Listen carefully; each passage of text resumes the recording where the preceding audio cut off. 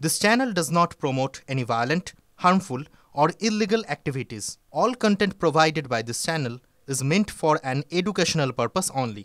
Top quality और consistent performance के लिए सिर्फ सिल्वर पंप नाम याद रखना। শিয়ালদা স্টেশন চত্বর থেকে মহামিছিল বেরোনোর আগেই পুলিশের ব্যাপক ধরপাকড় শুরু হয় এবং স্টেশন চত্বরে ধরপাকড় করতে করতে একেবারে প্ল্যাটফর্মে ঢুকে পড়েছিল সাদাউদ্দির কলকাতা পুলিশ। রেল পুলিশের এলাকায় কলকাতা পুলিশ কি করছে? শিয়ালদা স্টেশনে কলকাতা পুলিশ কর্মীদের প্রশ্ন শুভেন্দু। রেল স্টেশনে ঢুকলে কেন মমতা পুলিশ জবাব দাও? আমরা সরান দেব সরান হইলে বসে ঠিক আছে। প্লিজ কেউ এগোবি না।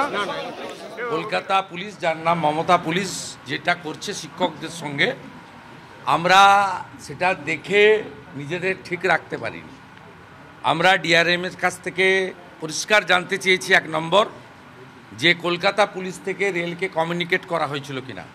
তিনি বলেছেন নো কমিউনিকেশন। তারপরে উনি জানতে চাইলেন জিআরপির লোকেরা অ্যাকশানে ছিল না কলকাতা পুলিশ ছিল। আরপিএফ আধিকারিক আমাদের সামনে বলেছেন যে no GRPF all Calcutta police.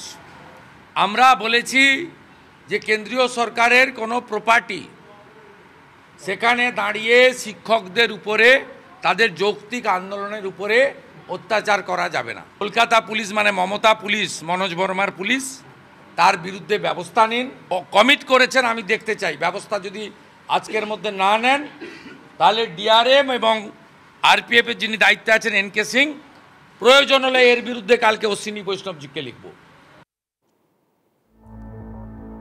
প্রাক্তন বিচারপতি ও বিজেপি সাংসদ অভিজিৎ গঙ্গোপাধ্যায়ের সঙ্গে সাক্ষাৎ চাকরিহারা শিক্ষকদের একাংশের। এসএসসির বিজ্ঞপ্তি ত্রুটিপূর্ণ, আগে থেকে আইনি পদক্ষেপের প্রস্তুতি শুরু করা হয়েছে বলে জানান চাকরিহারা শিক্ষক সুমন বিশ্বাস। এ নিয়ে অভিজিৎ গঙ্গোপাধ্যায়ের সঙ্গে কথা হয়েছে বলেও জানান তিনি।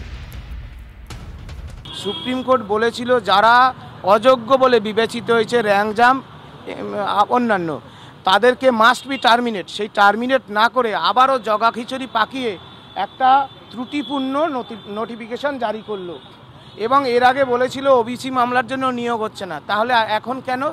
এই যে আবারও কোর্ট কেসের মাধ্যমে আমাদের জীবনটাকে নিয়ে যে ছিনিমিনি খেলছে রাজ্য সরকার, আমরা সেজন্যই স্যারের কাছে এলাম। কিছু নিশ্চয়ই তিনি যদি আমাদের সন্তানের মতো আমাদের যদি কিছু পরামর্শ দেন আমরা সেটা মেনে চলবো এবং কিভাবে এই আমরা আগামী দিনে পথ চলবো তার অভিভাবক হিসেবে তার কাছে এসেছি।